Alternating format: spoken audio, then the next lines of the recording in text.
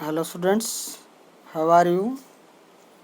Fourth chapter अमन जो रेसिस हैं वो आपने पढ़ा, समझ में आया होगा। नोट्स तैयार साथ साथ करते रहिएगा।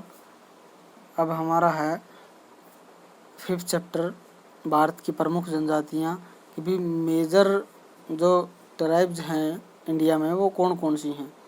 प्रमुख काफ़ी सारी जनजातियाँ हैं भारत में। जातियाँ और जनजातियाँ बहुत ज़्यादा मात्रा में हैं। तो इसी तरीके से कौन कौन सी सबसे प्रमुख हैं, किसका कहाँ पर निवास है, किन क्लाइमेटिक कंडीशन में वो निवास करती हैं, तो उन सब चीज़ों के बारे में हम आज विस्तार से चर्चा करेंगे। तो प्रथम जो क्वेश्चन है आपका वो भारत की प्रमुख जनजातियाँ, इसमें नागा, भोटिया, संथाल, टोडा, थारू और भील, इनमें से आदि में से किन्हीं एक के निवास क्षेत्र, पर्यावरण की दशाओं, शारीरिक रचना, रहन सहन, वस्त्र, भोजन, आवास, आर्थिक विकास और सामाजिक जीवन और धर्म संस्कृति का वर्णन कीजिए। कि भी किन्हीं एक, धीरे धीरे हम लगभग सभी जनजातियों को इस लेसन में रिवाइज करेंगे। तो फर्स्ट जो है इसमें है नागा। तो नागा जनजाति कहाँ पर निवास करती है? डॉक्टर एल्विन के अनुसार नागा शब्द का उद्गम नाग या लोग हैं और यह जनजाति इंडो मंगोलियाड प्रजाति का एक अभिन्न अंग मानी जाती है। निवास क्षेत्र इसका अगर बताएं तो नागालैंड राज्य है। इसके अतिरिक्त कुछ लोग आसाम, अरुणाचल प्रदेश, मेघालय में भी रहते हैं। 1961 में भारत सरकार ने नागालैंड को पृथक राज्य की स्थापना की थी। तो इसी तरीके से क्रिश्चियन मिशनरियों के प्रभाव के कारण नागा लोगों में शिक्षा का प्रसार हुआ और अब वे लोग एक जनजाति के रूप में नहीं बल्कि जाति के रूप में ज़्यादा रहना पसंद करते हैं। तो उनका भौतिक वातावरण कैसा है? नागा पर्वतीय क्षेत्रों के निवासी हैं। नागालैंड की अगर हम बात करें तो पूरा राज्य पर्वतीय क्षेत्रों में ही स्थापित है। तो पर्वतीय क्षेत्रों में रहने वाले निवासी हैं। ऊंचावन की अगर बात करें तो नागालैंड का धरातल 1000 से 2000 मीटर की ऊंचाई का ऊंचा नीचा क्षेत्र है और नागा पहाड़ियाँ इसके अंदर हैं, उत्तर पूर्वी और दक्षिण पश्चिम में फैली हुई। अनेक नदियों का क्षेत्र है। ब्रह्मपुत्र का जो जल है यहीं पे गिरता है। जलवायु की अगर बात करें तो 200 से 250 सेंटीमीटर का वर्षा मानसूनिक क्षेत्र है। इस तरीके से 25 डिग्री सेंटीग्रेड तक इसका शीत ऋतु में तापमान और 26 डिग्री सेंटीग्रेड ग्रीष्म ऋतु में तापमान हो जाता है। बाढ़ें आती हैं, मच्छर अधिक हो जाते हैं, मलेरिया फैलता है। तो ये सारी चीज़ें हैं। वनस्पति की अगर बात करें तो बांस, बैतूल, चीड़, साल के पेड़ काफ़ी ज़्यादा मात्रा में पाए जाते हैं।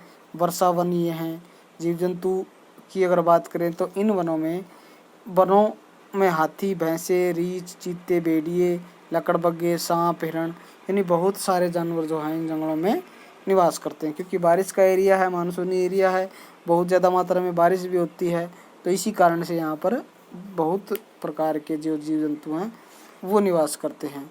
इसी तरीके से अगर आगे बात करें तो भौतिक वातावरण का प्रभाव इन लोगों पर काफ़ी ज़्यादा पड़ता है। क्योंकि शारीरिक गठन हष्ट-पुष्ट लोग हैं। ओठ साधारण मोटे, कहीं किसी एरिया में पतले। तो इस तरीके से कद लंबा है। जलवायु के कारण इनकी त्वचा का रंग पीत रंग, भूरा रंग और घुंघराले बाल होते हैं। तो भूरी आँखें भी इनकी होती हैं। तो ये इनकी शारीरिक गठन की विशेषताएं हैं। अगर बात करें बस्तियों की और आवास की, पहाड़ियों में रहते हैं, छोटे छोटे गाँवों में निवास करते हैं। सुरक्षित गाँव, बाढ़ों से सुरक्षित रखने के लिए ये रहते हैं। जहाँ पर योग्य जल हो, अच्छी ऊंची पहाड़ियाँ हों, बाँस की छतें बनाते हैं, घास की छतें बनाते हैं। इस तरीके से वर्षा रुकने तक वो जो इस प्रकार की छतें बनाते हैं वो सारा पानी नीचे उतर जाता है। तो पश्चिम की ओर शीत पवनें चलने के कारण इन मकानों का प्रवेश भी इसी दिशा में यानी पश्चिम दिशा में होता है। वेशभूषा की अगर बात करें तो जानवरों की खाल, वृक्षों की छाल या पंखों, हड्डियों के आभूषण ये बनाते हैं। तो उन्हीं का प्रयोग करते हैं। रीछ की खाल की ये टोपियों का प्रयोग करते हैं। भोजन की अगर बात करें तो नागा लोग मांसाहारी बन गए हैं धीरे धीरे। जानवरों की प्रचुरता के कारण ये भोजन के रूप में जानवरों का प्रयोग करते हैं। गाय, भैंस, मेंढक, यानी जो चीज़ें यहाँ पर मिलती हैं उनका ये प्रयोग करते हैं। दुधारी पशुओं की भी रखते हैं बट कम संख्या में रखते हैं। दूध पीना इन्हें पसंद नहीं है। चावल इनका प्रमुख भोजन है, क्योंकि वर्षा वन है तो चावल का उत्पादन होता है। तो मदिरा पान ये काफ़ी ज़्यादा मात्रा में करते हैं। आखेट इनका प्रमुख व्यवसाय भी है इन लोगों का। शिकारी बन गए हैं, उद्योग यहाँ पर नहीं है, तो इस कारण से तीर कमान से भाले से ये शिकार करते हैं, आखेटिंग करते हैं।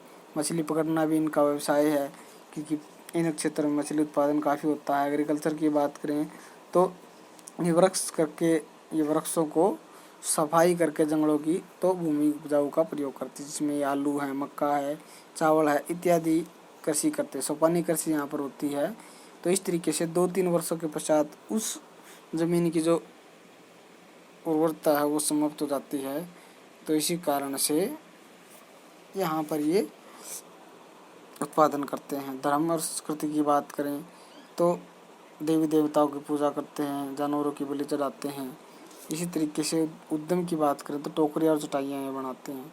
सामाजिक जीवन बड़ क्षेत्रों का है। पुरुष पौधाखेट करते हैं और स्त्रियाँ कृषि कार्य करती हैं। उद्योगों में की जो वस्तुएं वो तैयार करती हैं। अनेक जो उपजातियाँ वो यहाँ पर रहती हैं। तो इस तरीके से धर्म और संस्कृति की बात करें तो अनुयायी हैं बौद्ध धर्म और ईसाई धर्म के।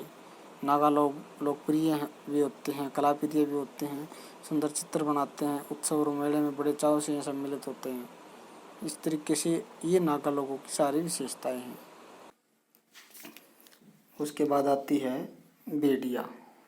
यह हिमालय के शुष्क उच्च पर्वतों में निवास करने वाली जाति है।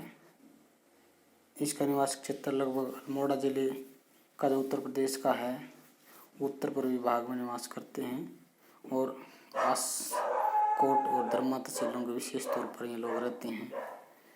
इसके बाद इनका जो मालय है रोटिया प्रजाति के लोग त्रिभुजाकार क्षेत्र में फैला हुआ है नेपाल तिब्बत सीमा पर, और यह जाति हिमाचल की लाहौल स्पीति घाटियों में भी रहती है। इसके बाद भौतिक पर्यावरण की बात करें तो 3300 से 4200 मीटर की ऊंचाई पर ये लोग रहते हैं। नदी घाटियों में निवास करते हैं, पर्वतीय ढालों पर, हिमाच्छादित क्षेत्रों में। शरीर की बनावट की अगर बात करें विशेषताएं इनकी हष्ट-पुष्ट हैं। नाक चौड़ी, चेहरा चपटा चौड़ा, आँखें और छोटी, शीतल जलवायु की त्वचा गोरी होती है। बस्ती और आवास की बात करें तो ठंडक से बचाव के लिए, परिवहन और पेयजल की सुविधा के लिए जल की उपलब्ध वाले क्षेत्रों में लोग रहते हैं। नदी घाटियों में बस्तियाँ बनाते हैं। भेड़ चराने के लिए पर्वतों पर जाते हैं। घास यहाँ पर उत्तम प्रकार की मिलती है, तो ग्रीष्म काल में ये उन्हें उखाड़ कर ऊंचे पर्वतों पर ले जाते हैं। भोजन की अगर बात करें गेहूँ, सत्तू, भुने हुए जौ इत्यादि कहते हैं, जिसे हम चंपा भी कहते हैं। तो सत्तू के साथ जौ से तैयार की गई मदिरा का भी पान का सेवन करते हैं। बिना दूध की चाय मक्खन डालकर पीते हैं। खाद्यान्न में चावल का ही प्रयोग करते हैं। वेशभूषा की अगर बात करें तो शीतल ऋतु में रहते हैं तो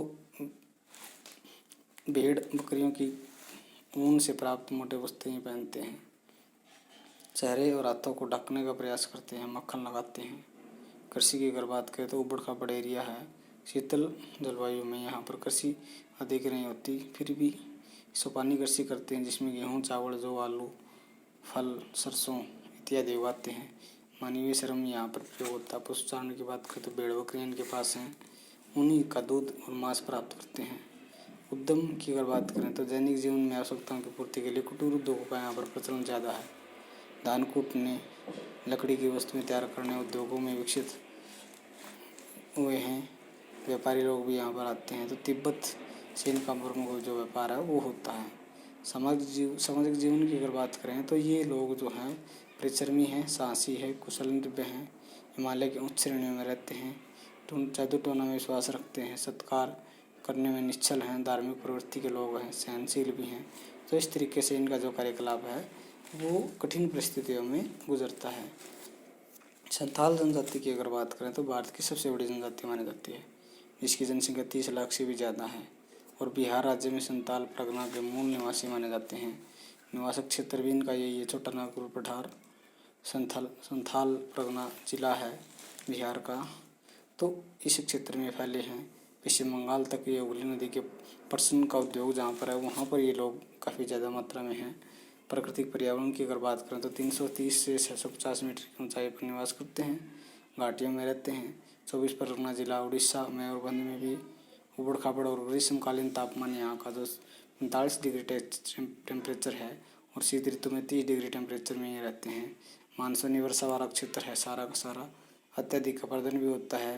प्राकृतिक वनस्पति यहाँ पर काफ़ी ज़्यादा है, जिसमें महुआ, पीपल, कुसुम, मध के वृक्षों की प्रचुरता है। तो इस तरीके से ही जीव जंतुओं का भी प्रयोग करते हैं। शारीरिक रचना इस तरीके से जिसलिए पिछली जनजातियों की रही है। कद छोटा, शरीर गठीला, पहाड़ी क्षेत्रों में नाक चौड़ी होती है, बाल काले होते हैं। बस्तियों और आवास की बात करें तो 10 से 35 परिवार एक गांव के वंशज के रूप में रहते हैं, जिनका मुख्य द्वार एक झोपड़ी होता है। और वनों से लकड़ी उपलब्धता के कारण लकड़ी के लठ, बांस, पत्तियों से बनाई गई झोपड़ियों में रहते हैं। झोपड़ियों में छत ढालू होती है, जिससे भारी वर्षा अगर हो जाए तो जल जो है निकल जाता है नीचे। वेशभूषा की अगर बात करें, चांदी और पीतल के आभूषण पहनते हैं, कम वस्त्र पहनते हैं। भोजन की अगर बात करें, जिसमें ज्वार, बाजरा, मक्का आदि का प्रयोग करते हैं। कृषि में अनुकूल जलवायु के कारण इन लोगों का मुख्य व्यवसाय जमीन कृषि है और वनों को जलाकर ही कृषि करते हैं, जिसमें ज्वार, बाजरा, मक्का, मोटे अनाज होते हैं। व्यवसाय की अगर बात करें तो संथाल जो हैं लोग वनों की लकड़ी काटकर गौण पदार्थों को एकत्रित करते हैं और उन्हीं से दवाइयाँ बनाते हैं, जड़ी बूटियाँ बनाते हैं। अबर खदानों में लोग काम भी करते हैं। उद्योगों में पटसन, वस्त्र के उद्योग हैं। सामाजिक जीवन भी इस तरीके का है कि भाई ये अपना नेता चुनते हैं, छोटा भाई उसकी विधवा से विवाह कर लेता है। लोग नाच गाने में विशेष रुचि रखते हैं। पुरुष सामूहिक नृत्य भी करते हैं। धर्म की अगर बात करें तो पुजारी प्रकृति के लोग हैं। कृषि वर्षों को उपयोगी और मूल्यवान समझकर उनकी उपासना भी करते हैं। उबड़ खाबड़ वनों को परिवहन की सुविधा नहीं होने के कारण लोग एकांत प्रिय भी हैं। भीड़ जंगलों में चलने में अभ्यस्त हैं, कहीं भी चले जाते हैं बीड़ी के जंगलों में। और धीरे धीरे अभी इनका कार्यकलाप हो रहा है, विकसित ही हो रहे हैं। इसी तरीके से टोंडा है, भारत के मूल निवासी माने जाते हैं। निवास क्षेत्र मूल है इलायची की पहाड़ियाँ, नीलगिरी की पहाड़ियाँ। उत्पत्ति भैंस को ये मानते हैं अपनी और अत्यधिक सेवा करते हैं भैंस की। पर्यावरण भी इसी तरीके का 1000 से 2000 मीटर जैसे नागा प्रजाति है उसी तरीके का एरिया है। इस प्रदेश में ये रहते हैं। पश्चिम घाट के टोंडा वन में मानसूनी क्षेत्रों में जहाँ पर सीडर, आयरन वुड, ओक जैसी बहुमूल्य जो लकड़ियाँ हैं, वृक्ष हैं, उनका प्रयोग करते हैं। हिरण, सुअर, सांभर का मांस का भी प्रयोग करते हैं। पर्यावरण का प्रभाव की अगर बात करें तो त्वचा गोरी होती है, ठंडे क्षेत्रों में रहने वाले हैं। बस्तियों और आवास की अगर बात करें तो झोपड़ियों में रहते हैं। झोपड़ियाँ बड़े आकार की होती हैं। एक गांव में लगभग 10 अर्श होते हैं, 10 मकान। और ग्रामीण बस्तियों में मांड निकाकर पुकारते हैं, तो एक मांड में प्राय एक ही परिवार के सदस्य रहते हैं। उनका जो पीढ़ी है वही रहती है। वेशभूषा उपोष्ण जलवायु है। टोंडा लोग हैं, सूती वस्त्र पहनते हैं, चांदी के आभूषणों का प्रयोग करते हैं। भोजन में दूध, घी, मक्खन, भैंस का दूध, मांस नहीं खाते। चावल, फल का भोजन करते हैं। कृषि की अगर बात करें, ढलानों पे रहते हैं, सोपानी कृषि करते हैं, चावल ज़्यादा उगाया जाता है। व्यवसाय की अगर बात करें तो घास की प्रचुरता के कारण लोग दूध और के पशु पालते हैं, दूध का प्रयोग ज़्यादा करते हैं और उद्योगों में भी कार्यरत हैं। सामाजिक जीवन की अगर बात करें तो ये पवित्र और धर्म को मानने वाले लोग हैं। इस तरीके से स्त्रियों की तुलना में पुरुषों की अधिक संख्या होने के कारण एक परिवार के सभी भाइयों की संयुक्त पत्नी भी हो सकती हैं और ये लोग अनेक देवी देवताओं की उपासना करते हैं, जिससे अब भी आधुनिकता भी जन्म लेने लगी है। इसी तरीके से थारू जनजाति है। थारू जनजाति किरात जाति के वंशज हैं और विद्वानों का मत है कि आरुथ था जो बिगड़ते बिगड़ते थारू हो गया। थारू जाति के संबंध राजस्थान के तार मरुस्थल से माना जाता है। तो थारू शब्द जो है तार मरुस्थल से आप समझ सकते हैं। तो निवास क्षेत्र इसका वही है जो मैंने अभी बताया आपको। राजस्थान का दक्षिण पूर्वी भाग गोरखपुर नेपाल की सीमा तक विस्तृत है।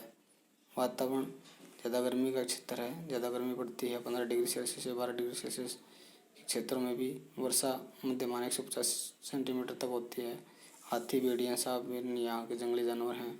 वातावरण का प्रभाव भी शरीर के गठन पर मंगोलियड की तरह है और ऊपरी त्वचा पूरा सीधे बाल, सीधी नाक होती है। बस्तियों के 20-30 घरों में रहते हैं। सुरक्षा के लिए ये ग्रुप में रहते हैं। पशुओं की सुरक्षा भी करते हैं। साज सज्जा प्रत्येक घर में छोटा आंगन बनाया जाता है, जिससे छोटा मंदिर होता है, एक घर की ओर रहने की व्यवस्था होती है। वेशभूषा में लंगोट पहनते हैं। शरीर की जो गर्मी है के कारण नंगे ये कम कपड़ों में रहते हैं। सिर पर काली ओढ़नी रखते हैं, चादर रखते हैं। मोर भुजाओं को उदवाने का भी काम करते हैं, डिजाइन बनवाने का काम करते हैं। भोजन की अगर बात करें तो गर्म तापमान का है, इस कारण से चावल थार लोग का मुख्य भोजन है। दलदली भूमि में जलाशय में मछलियाँ पकड़ते हैं, बड़े चाव से मदिरा का भी सेवन करते हैं। एग्रीकल्चर में चावल और गेहूं का, मक्का, चना, आलू का उत्पादन होता है। उद्योगों में भी काम करते हैं। छोटे छोटे जो व्यवसाय हैं, अवकाश के समय मिट्टी के बर्तन बनाते हैं, मछलियाँ पकड़ते हैं, चटाइयाँ आदि तैयार करते हैं। सामाजिक जीवन भी स्त्री समाज प्रधान है, और इसी तरीके से परिवार की सबसे बड़ी स्त्री के हाथ में होती है सारी की सारी सत्ता, और मृत्यु के पश्चात सत्ता छोटी बहू को सौंप दी जाती है। घर की संपत्ति की मालकिन भी स्त्री ही होती है। धर्म की अगर बात करें तो पूजा पाठ में प्रेतात्माओं में विश्वास रखते हैं, नारायण की पूजा करते हैं। धार्मिक विश्वास दो प्रकार की प्रेत आत्माएं रखते हैं, एक तो उपहार करने वाली और दूसरी हानि पहुंचाने वाली। तो इस तरीके से अलग अलग जातीय जनजातियों में रहती हैं। उसके बाद आती है आपकी भील। तो भील जो जनजाति है वो हम कल की क्लास में इस चैप्टर को कंप्लीट करेंगे। आज के लिए इतना ही।